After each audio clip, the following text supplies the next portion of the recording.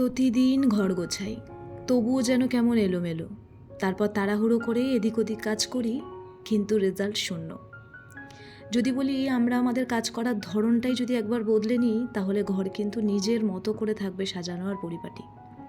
তাই আজকের ভিডিওতে আমি দেখাবো আমি কিভাবে তাড়াহুড়ো না করে খুব সহজে আমার ঘরকে সারাদিন পরিপাটি আর শান্তিময় রাখি। নমস্কার সবাইকে, আমি মহুয়া। আরও একবার স্বাগত জানাই আমার একটা নতুন ভিডিওতে। তাড়াহুড়ো করে কাজ করতে গেলে আমরা সাধারণত কাজ শেষ করি, কিন্তু কাজ কখনোই গুছিয়ে করতে পারি না। কিছু জিনিস জায়গায় ফেরতই যায় না, আবার কিছুক্ষণ পরে করব ভাবি এবং সেখান থেকেই আবার এলোমেলো শুরু হয়ে যায়। আসলে আমাদের সংসারের প্রত্যেকটা কাজ কিন্তু ডিপেন্ড করে সময়ের ওপর।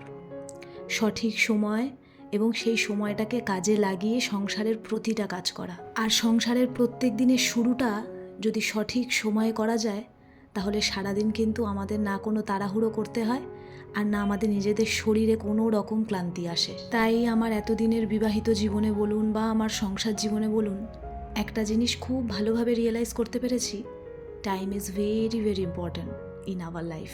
প্রত্যেকটা দিন আমাদের সকলেরই সংসার জীবনের কাজ কিন্তু বিভিন্ন রকম থাকে, আর সেই কাজেরও কিন্তু একটা লিস্ট থাকে।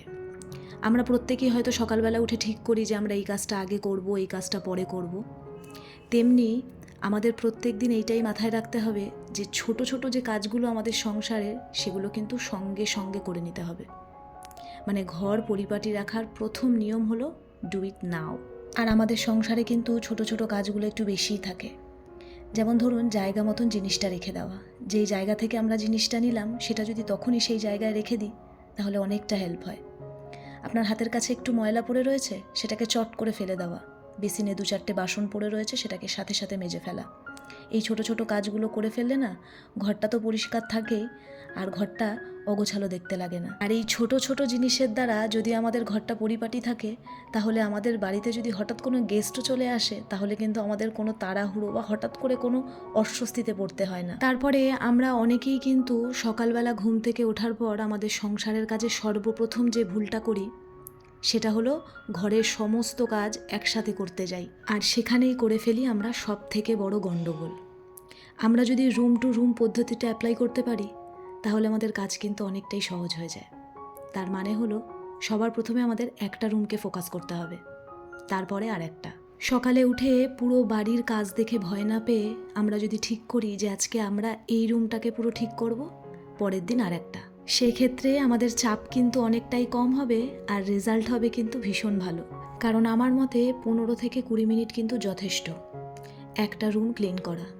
বিছানা গোছানো, কাপড় জায়গা মতো রাখা, ডাস্টিং, একটাই রুমে মন দিলে কাজটা অনেকটা তাড়াতাড়ি হয়ে যায়। তাই রোজ একটা একটা করে রুম ক্লিন করলে সপ্তাহ শেষে কিন্তু পুরো বাড়িটাই পরিষ্কার হয়ে যায়, অথচ তেমন পরিশ্রমই করতে হয় না। আর এই নিয়মটা কিন্তু আমি আমার সংসার জীবনে ভীষণভাবে মেনটেন করে চলি। একটা সময় আমিও ঠিক সংসারের সমস্ত কাজ একই দিনে করতে গিয়ে একেবারে হিমশিম খেয়ে যেতাম, কিন্তু যেই দিন থেকে আমি এই ট্রিকটা অ্যাপ্লাই করা শুরু করেছি, বিশ্বাস করুন আমার ঘর বাড়ি থাকে একদম পরিষ্কার পরিচ্ছন্ন, আর দিনের শেষে আমাকে কিন্তু সেই রকম ক্লান্তি বোধ করতে হয় না। এরপর আপনাদেরকে আরও একটা চমৎকার জিনিসের কথা বলবো, সেটা হলো 10 মিনিটস রিসেট রুল।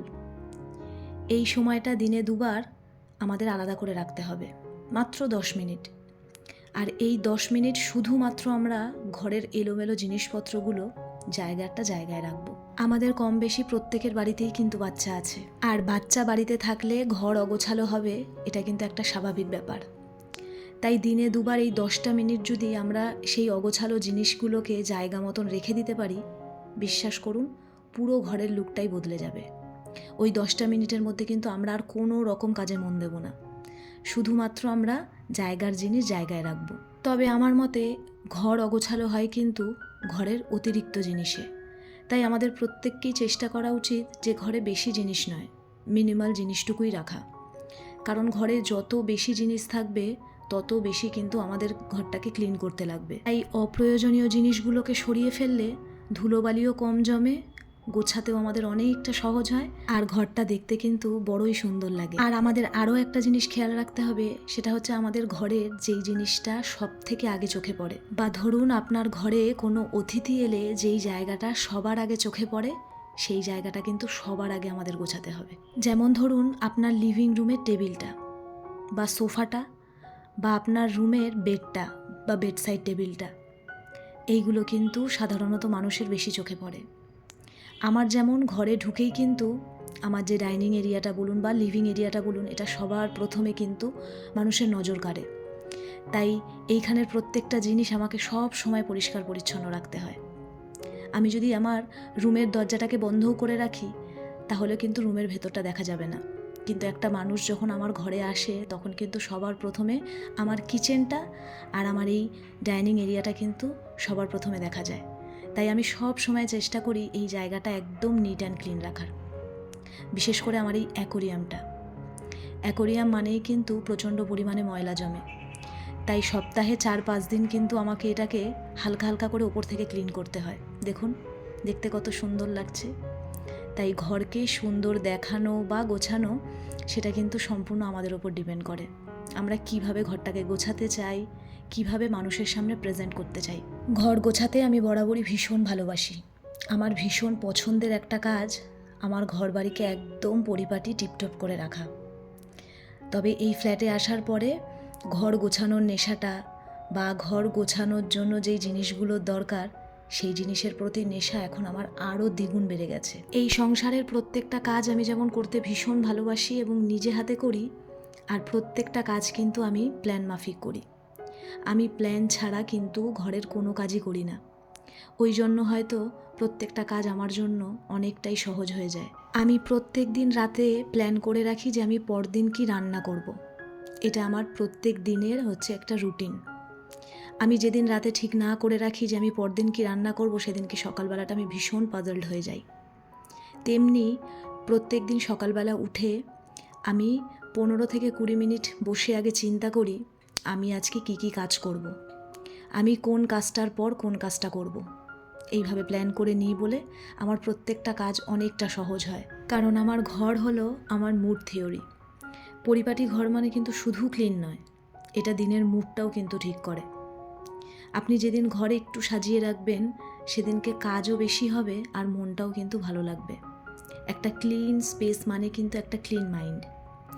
আমার ঘর পরিষ্কার পরিচ্ছন্ন থাকলে আমার মুড এমনি ভালো হয়ে যায়, আমার মনটা সেদিনকে ভীষণ ফুরফুরে থাকে। তাই সংসারের প্রতিটা কাজের ক্ষেত্রে কিন্তু তাড়াহুড়ো নয়, স্মার্টনেসটাকেই বেশি অ্যাপ্লাই করতে হবে। যত স্মার্টভাবে আমাদের সংসারের কাজগুলোকে করা যাবে আমাদের সংসারটা হয়ে উঠবে কিন্তু ততটাই সুন্দর।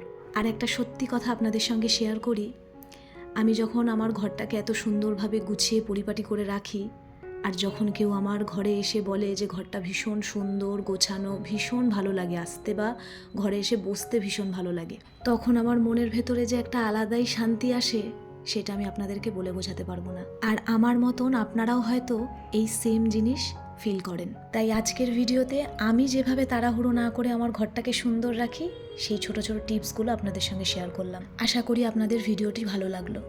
যদি ভালো লেগে থাকে তাহলে অবশ্যই কিন্তু আমাকে জানাবেন। সকলে ভালো থাকবেন, সুস্থ থাকবেন। আপনাদের সঙ্গে আমার আবার পরের ভিডিওতে দেখা হবে।